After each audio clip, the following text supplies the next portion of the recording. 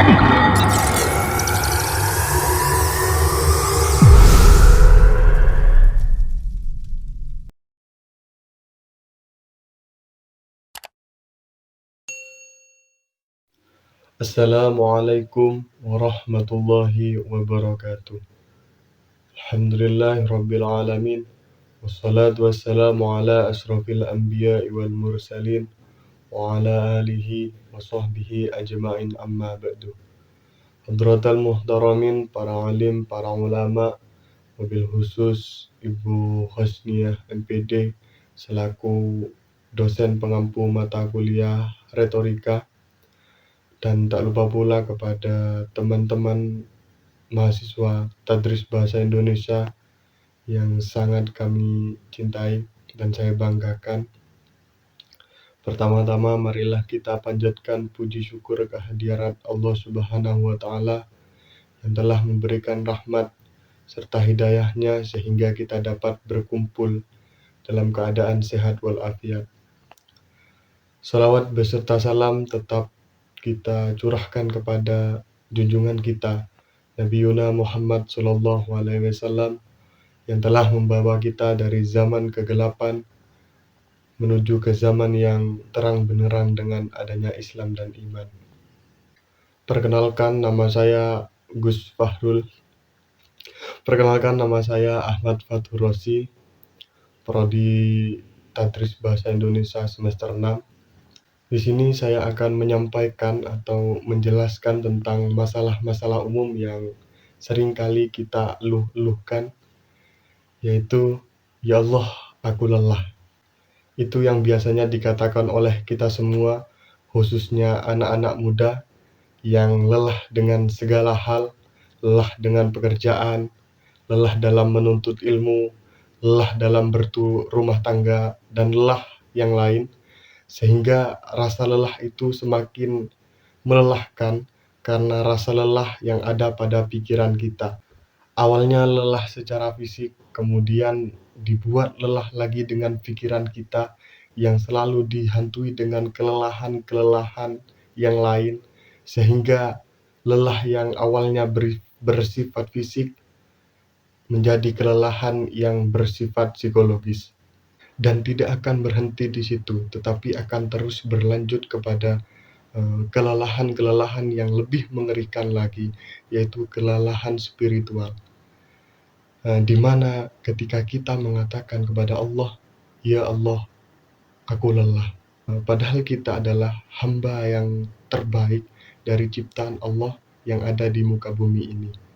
Seperti yang Allah katakan, "Laqad khalaqnal insana fi ahsani taqwim." Yang artinya kamu telah diciptakan oleh Allah dengan sebaik-baiknya ciptaan, melebihi ciptaan yang lain. Maka ketika kita mengatakan, "Ya Allah, aku lelah," bisa jadi secara spiritual kita sudah tidak percaya bahwa kita adalah ciptaan Allah yang terbaik di muka bumi ini. Maka dari itu, ayo kita belajar untuk tidak lelah. Yang pertama dengan merubah lelah kita menjadi lillah. Ketika kita mengerjakan sesuatu hanya dengan mindset duniawi, ketika kita gagal melakukan apa yang kita usahakan, itu sudah merasa perjuangan kita kayak tidak ada artinya kayak gitu. Tetapi ketika kita mengerjakan sesuatu dengan mindset ukhrawi, bahwa ini untuk Allah, lillah, walaupun gagal, itu tidak akan sia-sia. Mengapa? Karena usaha kita sudah dihitung sebagai pahala oleh Allah Subhanahu wa Ta'ala. Bayangkan Nabi Nuh 950 tahun berdakwah, tapi followersnya cuma 80 atau pengikutnya cuma 80 orang. Tapi beliau tidak merasa gagal. Kenapa? Karena beliau melakukan itu karena lillah untuk Allah kayak gitu. Bukan hasil duniawi yang kita perhitungkan, tapi hasil ukhrawi. Bukan hasil bahkan yang kita perhitungkan, tapi prosesnya. Ketika prosesnya itu untuk Allah, maka ketika gagal, itu sudah dihitung sebagai kebaikan oleh Allah.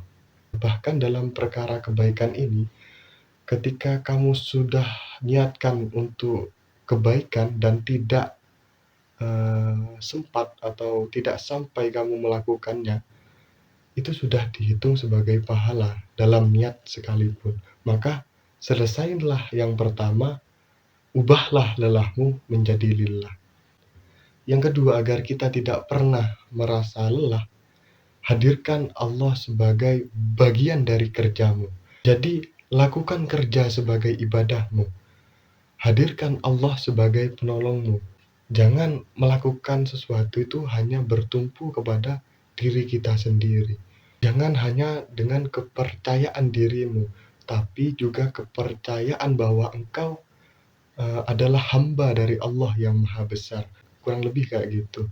Karena manusia ini lemah, bahkan kita ini tidak ada apa-apanya. Kalau nggak percaya, coba Anda untuk cium siku Anda sendiri saja tidak bisa. Maka kita akan merasa lelah jika kita hanya bertumpu kepada diri kita sendiri. Tapi kita juga harus bertumpu kepada Allah. Dengan begitu, maka kita tidak akan merasa lelah karena ada Allah yang memberikan kekuatan kepada kita. Selalu ada Allah yang memberikan kejutan-kejutan yang terbaik. Rizqon min hayu la tasim. Rizki dari tempat yang tidak terduga-duga. Maka dari itu, uh, hadirkan Allah dalam segala daya upayamu, agar Allah membantu kita. Berapa banyak orang yang secara hitung-hitungan dia sudah gagal. Tetapi ketika orang itu melibatkan Allah dalam prosesnya, Allah akan senantiasa membantu kita agar semuanya menjadi baik-baik saja. Mungkin hanya itu yang bisa saya sampaikan, kurang lebihnya saya mohon maaf. Wabillahi taufiq wal hidayah. Wassalamualaikum warahmatullahi wabarakatuh.